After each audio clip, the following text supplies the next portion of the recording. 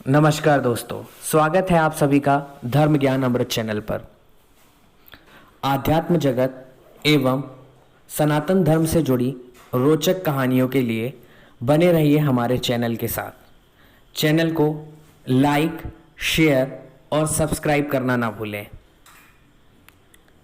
महर्षि भृगु, जो कि त्रिकालदर्शी और परम ज्ञानी माने जाते हैं, ऐसा क्या हुआ था जिसके कारण उन्होंने भगवान विष्णु को लात मार दी? क्या भगवान विष्णु का अपराध इतना गंभीर था जिस पर मुनि भृगु को इतना क्रोध आ गया हो? आइए जानते हैं कि क्या हुआ था।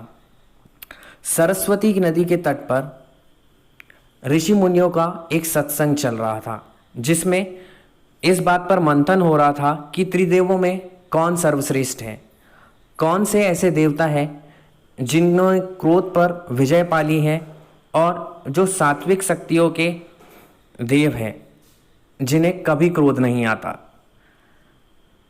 त्रिदेवों में कौन सर्वश्रेष्ठ है ये कहना तो बहुत ही मुश्किल काम है, लेकिन ऋषियों में इस बात पर मंथन होने लगा।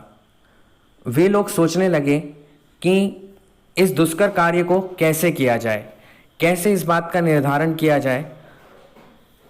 तो जब ऋषि मुनि इस बात पर विचार कर रहे थे, उन्होंने मन बनाया कि क्यों ना इस तथ्य को जानने की जिम्मेदारी महर्षि भृगु को दी जाए। वे परम ज्ञानी हैं। महर्षि भृगु को ये चुनौती दी गई। महर्षि भृगु ने सहर्ष इसे स्वीकार किया। वे सबसे पहले ब्रह्मलोक गए।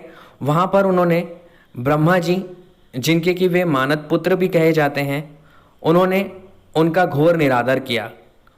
उन्हें पिता होने के बावजूद, सृष्टि के रचयिता होने पर भी बिल्कुल भी सम्मान नहीं दिया, जिससे ब्रह्मदेव काफ़ी कुपित हो गए। फिर महर्षि भृगु भगवान शिव के पास शिवलोक में गए। उन्होंने भगवान शिव को भी भली बुरी बातें कहीं। उन्हें भृगु ऋषि ने घोर शब्द कहे, जिससे उन्हें काफ़ी पीड़ा हुई। महादेव अपने खिलाफ कहे गए ऐसे शब्दों से, जिसमें उन्हें ऐसा कहा गया कि आप भभूत लगाते हैं और आप मुझे छूने के काबिल नहीं हैं। तो इस बातों से काफ़ी महादेव रुष्ट हो गए और वे काफ़ी क्रोधित हो गए। इसके बाद महर्षि भृगु विष्णु लोक गए और क्षीर सागर में शेष सैया पर लेटे भगवान विष्णु इस बात को पहले ही जान गए थे कि महर्षि भृगु यहाँ पर पधार रहे हैं। वे अपनी आंखें मूंदकर वहाँ पर लेट गए और भृगु ऋषि की बात को अनदेखा किया। भृगु ऋषि उन्हें पुकार रहे थे, लेकिन उन्होंने भृगु ऋषि की बात का जवाब नहीं दिया, जिससे क्रोधित होकर महर्षि भृगु ने उन्हें लात मार दी।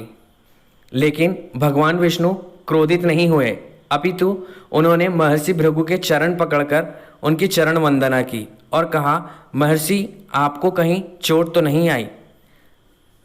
तो इस बात से इस बात का निर्णय हुआ कि भगवान नारायण ही सात्विक शक्ति से संपूर्ण हैं।